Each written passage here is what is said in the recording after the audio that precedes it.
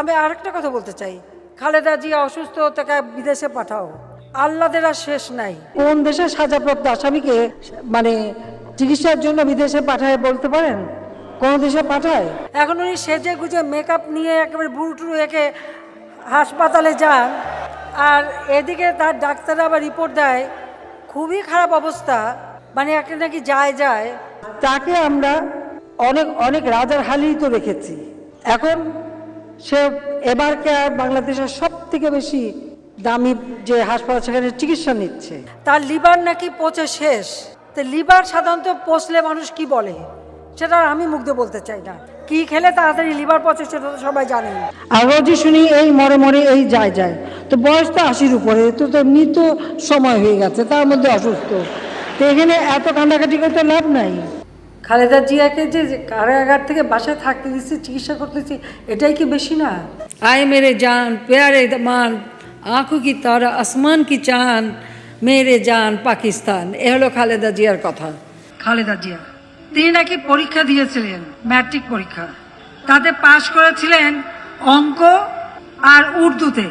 কারণ উর্দু পাকিস্তানের ভাষা, এটা তার খুব প্রিয় ভাষা, আর অঙ্ক তো আবার টাকা গোনায় লাগে, তাই ওটাই ভালো বোঝে, কাজে ওটাই পাশ করেছে, আর কিছুতে পাশ করতে পারে নাই। আরে আমার বাবা দেশ স্বাধীন করেছিল বলেই না এই ক্যান্টনমেন্ট, আর আমি ক্যান্টনমেন্টে ঢুকলে আমার বিরুদ্ধে মামলা। সেদিন প্রতিজ্ঞা করেছিলাম যে ওই ক্যান্টনমেন্টে বসবাস করতে হবে না, যেদিন সময় পাবো বের করে দেবো, বের করে দিতে। এখনও লাহোরে সোনার দোকানে খালেদা জিয়ার বড় ছবি আছে, যে ওই দোকানের সোনার গয়না তার খুব প্রিয়। যখন জিয়া রহমান ঘরে তুলতে চায়নি, প্রতিদিন তো আমাদের বাসায় যে কান্নাকাটি করতাম। আমার বাবার বদলতে তুমি জিয়াউর রহমানের স্ত্রী হিসেবে পরিচয় দিতে পেরেছো বলে বড় আগে জিয়া ছেড়ে দিয়েছিল।